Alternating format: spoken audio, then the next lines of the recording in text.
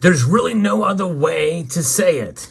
Silver got hammered. It got hammered hard today. And gold took a pretty dramatic hit as well, too. And it may not be finished yet. We got to be patient through these times, but it also provides an opportunity. We'll talk about all of that and more as we take a look.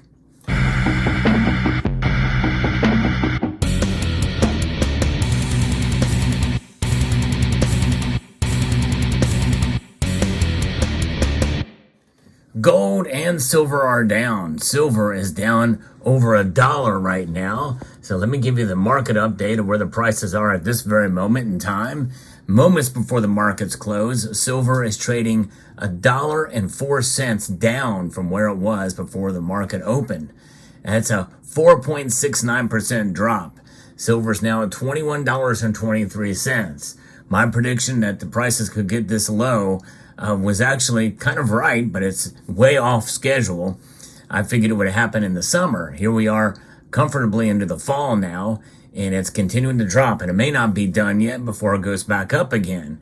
In fact, this is looking more and more likely that I won't see my prediction come true. In fact, it's $24 silver may be a tall order to see by the end of the year at the way things are going now, but you never know. Stranger things have happened, and recoveries have happened fairly quickly, just like this massive drop we're seeing. Gold is down 1%. About $20 gold is down today, $19.80. In fact, stay tuned because I'm going to be showing you my latest gold purchase at the beginning of the said dip. I wish I would have waited, but you know, hindsight is always 2020, or in this case, it's 2023. But nonetheless, platinum and palladium also got hit very hard today as well, too. In fact, I made a platinum purchase, too, that I wish I would have waited on. But, you know, that's just it. We can wish and we can hope and we can complain all we want as far as the price movements because no one really knows what it's going to do. I'm actually surprised to see this occur. I thought $22.50 was a pretty good solid support for silver. Nonetheless, now I'm thinking, well, I don't think it's going to fall below $20 an ounce. But, you know, I've been surprised before. I'll be surprised again. It does seem like if it were to fall under $20 an ounce would be very much, highly unlikely. But let's see what FX Empire has to say about this because it is interesting to see this movement today. And they talk about both of those numbers. Silver fell rather significantly during the trading session on Monday, kicking off the week with a lot of selling pressure. All things being equal, rallies at this point will continue to be sold into, especially with the massive amount of market memory that would be attached to the $22.50 level, which is a number that I have been talking about. Now we've blown past that. It's an area that had previously been supported, so therefore it makes sense that there would be resistance. Furthermore, the size of the candlestick in the technical analysis is a significant sign that we are going to have a lot of negativity from here on out. Alternatively, this is a situation where the market could be sold into a time we rally at the first signs of exhaustions. But the market is highly sensitive to interest rates and, of course, the U.S. dollar. Right now, the U.S. dollar strength is up, and that's adding to the pressure on the metals. And so with that being the case, it's very interesting to point out that the market has been choppy for some time, but decidedly negative. And the market looks like it's going to reach now down towards the $20 level, which is a large, round, psychologically significant figure. Of course, the market will pay close attention to it, not only due to that, but also the fact that there are probably massive amounts of options down there waiting to jump into the market and show signs of life. And this is it. Opportunity awaits us. You know, this is a good time to buy for sure, especially now that the prices have dropped and premiums are low. And that means that you can probably find some fairly good deals out there and be able to weigh in and take advantage of it to lower your dollar cost average, which is what it's all about in terms of a long-term steady flow of stacking. The market would have to break above the $23 level now in order to be bullish in this market. But even then, it would be a little cloudier due to the fact that there are so many cross currents in the fundamental part of the equation. And so that certainly is what they're saying there. Now, there's another piece here by FX Street that talks about the dollar here. We have an immense sell-off as the Institute for Supply Management has reported a higher than anticipated manufacturing PMI for September. So the economic data landed at 49.0, much higher than the estimates of the former release of 47.7 and 47.6, respectively. In spite of upbeat factory activities, the manufacturing PMI remained below the 50 threshold for the 10th time in a row. The new orders index for the U.S. factory also outperformed expectations and jumped to 49.2 from the August reading. Now, the dollar index, what is the dollar index sitting at right now? It's up. It's now over 107. And that is a pretty large increase that we've seen. I've not seen it like that I don't know since I started paying attention to it, I've never seen it that high. But you think about it. Why is the dollar strength so high? It's because of other currencies. It's measured against other currencies. And in a period of inflation, it seems like it's unfathomable for that to be the case. But nonetheless, we see China's factory activities missed estimates by a wide margin, but managed to remain above the 50.0 threshold, according to the Caxian marketing manufacturing PM data.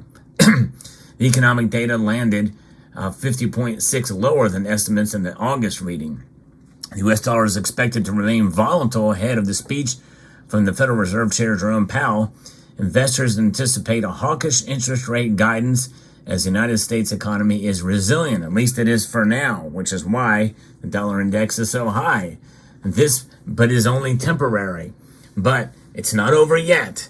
In other words, as we head into, we're probably going to see this heading into the next rate hike meeting, which will be towards the end of November. I think November 20th or what have you.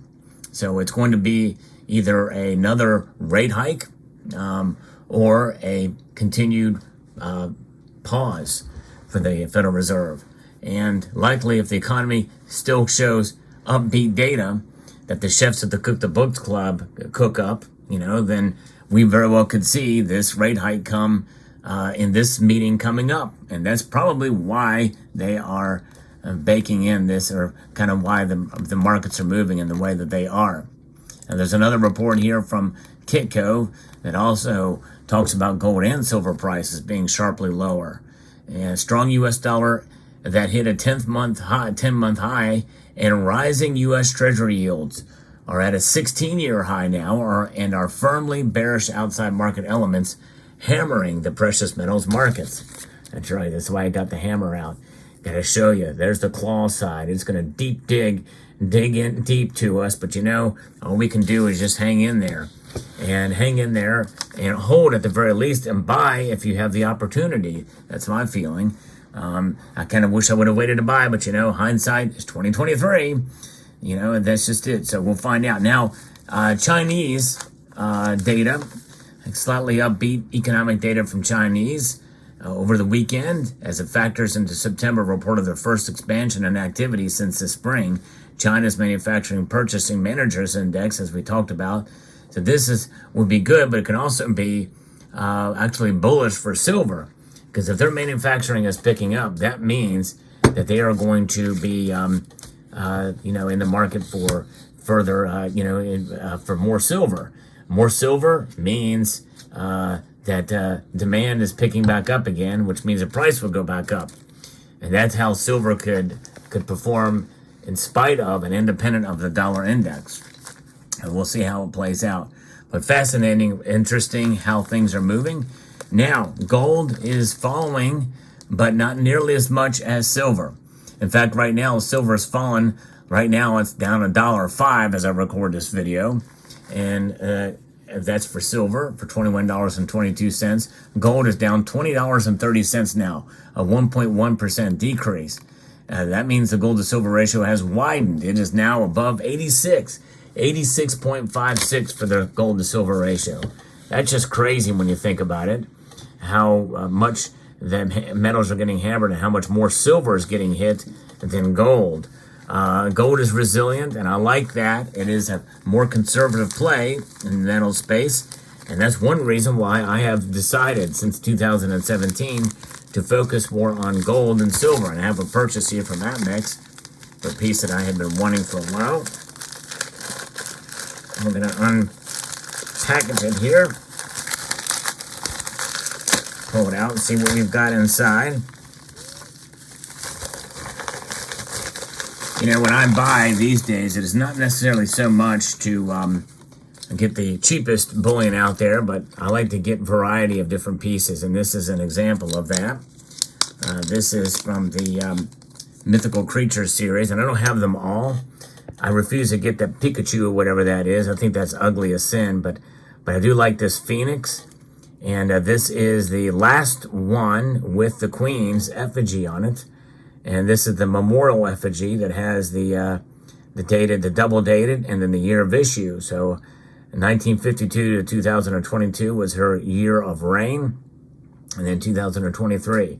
And also wanted to get a Perth Mint piece. Why? Because the Perth Mint, you never have to worry about quality with the Perth Mint. Everything they do is absolutely spot on and meticulous, and showing that it can be done. The United States Mint should take a lesson from the Perth Mint, in my view. However, I know they produce a lot more coins, but still, nonetheless, they can do better. They can do better. It doesn't have to be as perfect as this, but nonetheless, there it is. So very, very nice to add. And in addition to the stack there, let me know what your thoughts are. You know, gold, silver, the metals that keep on keeping on, no matter what the price is.